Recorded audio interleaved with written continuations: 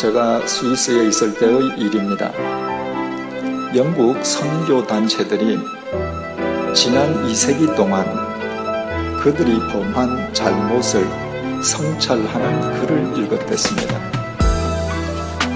그들이 지난 2세기 동안 범했던 잘못 중에서 가장 큰 잘못은 자격과 자질을 갖추지 못한 선교사들을 너무 많이 파송했다는 것이었습니다. 특별히 영국 경제가 불황일 때마다 선교사 지원자가 급증했습니다. 선교사가 되면 생활비는 물론이고 자녀 교육비까지 걱정이 없었는데다가 당시 영국의 선교지가 대부분 영국의 식민지였으므로 영국인 거주 지역에서 영국식 생활을 누리는데 어려움이 없었기 때문이었습니다. 이런 연고로 영국의 경제적 불황기 때마다 선교사 지원자들이 선교단체에 대거 몰려들었는데 그들 중에서 옥석을 구분하지 않고 마구 받아들인 것이 그들이 범한 가장 큰 잘못이었다는 것이었습니다. 그 결과 선교지, 특히 제3세계에서 기독교에 대한 반감이 조성되는 데에 역설적이게도 선교사가 가장 큰 역할을 담당했다는 자성이었습니다. 참으로 솔직하고도 전곡을 찌르는 내용이었습니다. 그러나 이것이 어떻게 영국 선교 단체에만 국한되는 이야기이겠습니까? 1885년 4월 5일에 언더우드와 아펜젤러 선교사가 제물포항에 상륙한 이래 조선 반도에 대한 구미 각국의 선교가 시작되었습니다. 그 선교사님들에 의해서 정치, 경제, 사회적으로 암울하고 척박하기만 하던 이 땅에 복음의 씨앗이 뿌려졌다는 것은 항상 감사한 마음으로 받아들이게 됩니다. 그러나 이 땅에 발을 내디뎠던 선교사님들이 모두 자격과 자질을 갖추었던 분들로만 구성되었던 것은 아니었습니다. 자기 집 정원에 있는 나무의 과일을 몰래 훔쳐 먹은 소년을 잡아다가 버릇을 고쳐준다면서 아이의 이마에 도적이라고 화인을 찍은 선교사가 있었습니다. 인두를 불에 달구어서 아이의 이마에 도적이라고 찢어서 글자를 새겨 넣는 장면을 머릿속에 한번 그려보십시오. 그 순간은 말할 것도 없고 그 화상으로 인해 그 아이가 얼마나 오래도록 고통을 당했겠습니까? 상처가 아문 뒤에도 그 아이는 평생 지워지지 않는 도적이라는 낙인을 일평생 이마에 달고 다녀야 합니다. 그것은 화인을 당할 때의 육체적 고통보다도 훨씬 더 큰 심적 고통이었을 것입니다. 사람의 얼굴이나 몸에 화인을 찍는 것은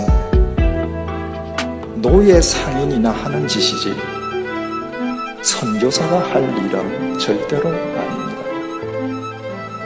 그런데도 그런 분이 이 땅에서 버젓이 선교사로 활동했습니다. 그런가 하면 교인들의 어깨에 지운 가마를 타고 신방을 한 선교사도 있었습니다. 조선인을 사랑하겠다고 이 땅에 온 선교사가 조선인들을 마치 종처럼 부린 것입니다.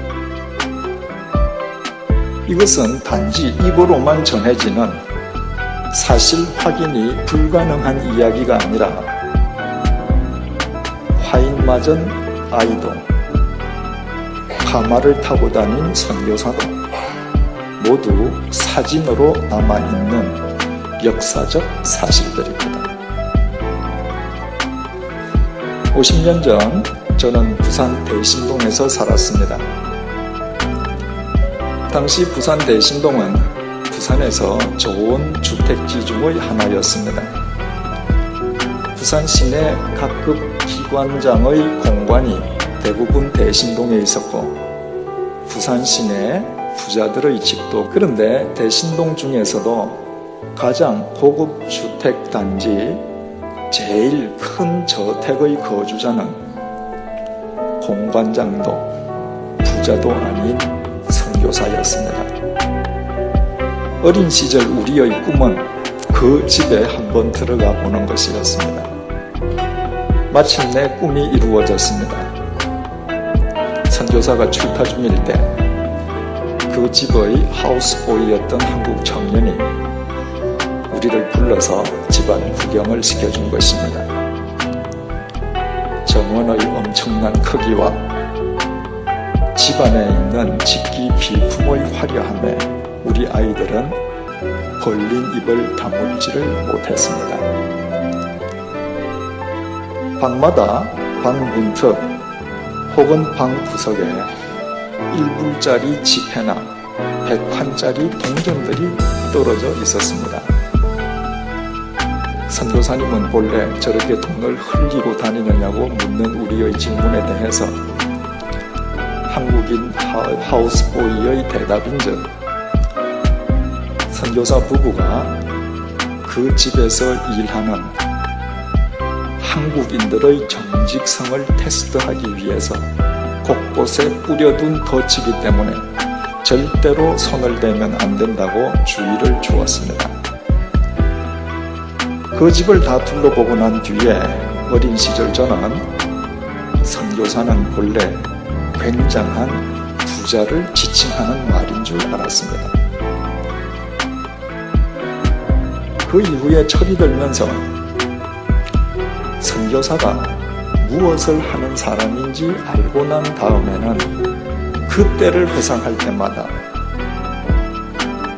왜 그분은 그토록 호화 생활을 했을까 하는 의구심이 앞서곤 합니다. 1885년 이래 이 땅을 거쳐간 선교사님들 가운데에서 온 몸을 던져 주님의 사랑과 뜻을 실천했던 선교사님들도 적지 않습니다.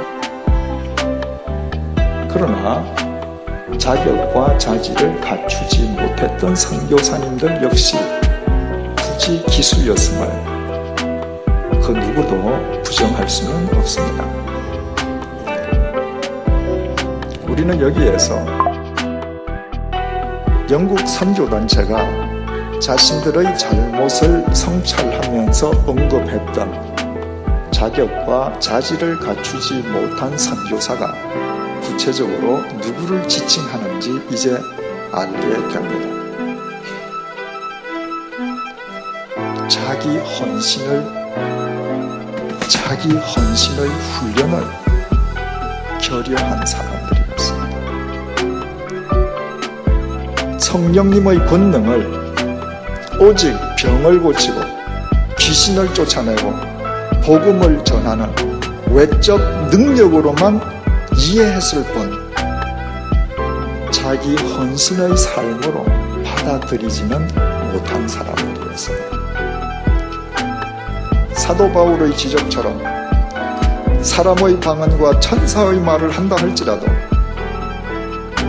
예언의 능이 있어 모든 비밀과 지식을 말하고 또 산을 옮길 만한 능력이 있다 할지라도 사랑에 기인한 헌신의 삶이 없이는 주님의 증인도 선교의 열매도 거둘 수가 없습니다.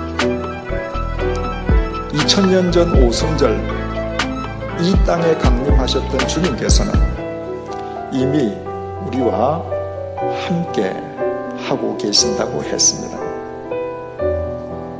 자기의 인간적인 뜻이나 야망을 성취하기 위해서 성령님을 이용하려 하는 것이 아니라 온 중심을 다해 성령님께 굴복하고 그 성령님의 인도하심 속에 거하는 자는 결과적으로 그 삶이 헌신의 삶으로 나타나게 됩니다.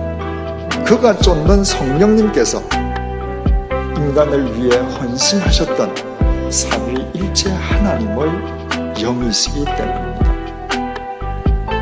따라서 진정으로 성령 충만한 사람은 성령님 안에서 자기 헌신의 삶을 사는 자임을 알게 됩니다.